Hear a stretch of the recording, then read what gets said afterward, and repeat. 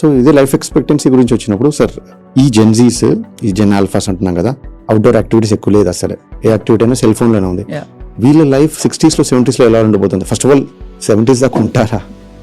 Any person without physical activity who cannot keep his బాడీలో systems హెల్తీగా లేకపోతే, నేను చెప్పినట్టు 60 years వరకు ఏం ప్రాబ్లం ఉండదండి. ఓకే, ఎంత అబ్యూజ్ చేసినా, అబ్యూజ్ చేసినా బాడీ కెపాసిటీ ఉంది. ఒక 55 ఏళ్ళు 60 ఏళ్ళ వరకు మరీ దురదృష్టం బ్యాడ్గా ఉంటే ఏదైనా హార్ట్ అటాక్స్ అవి ఇవి రావచ్చు, కానీ ఇప్పుడు చిన్న వయసులో కూడా వస్తున్నాయి.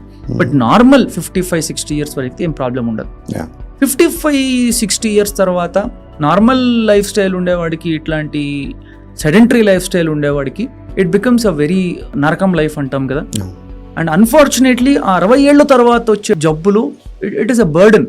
మనం అర్థం చేసుకోవాల్సింది ఏంటంటే, ఇప్పుడు నేను చాలా అన్హెల్తీ లైఫ్ స్టైల్ ఉంటే ఆ బర్డన్ నాకు ఒక్కడదే కాదు, నా ఫ్యామిలీ మొత్తం బర్డన్ పెట్టినట్టు ఉంటుంది at that time. Those diseases unfortunately ఇప్పుడు కూడా ఇంత డెవలప్డ్ మెడిసిన్ ఉన్న కాలంలో కూడా the treatment is not very predictable. అవును సార్.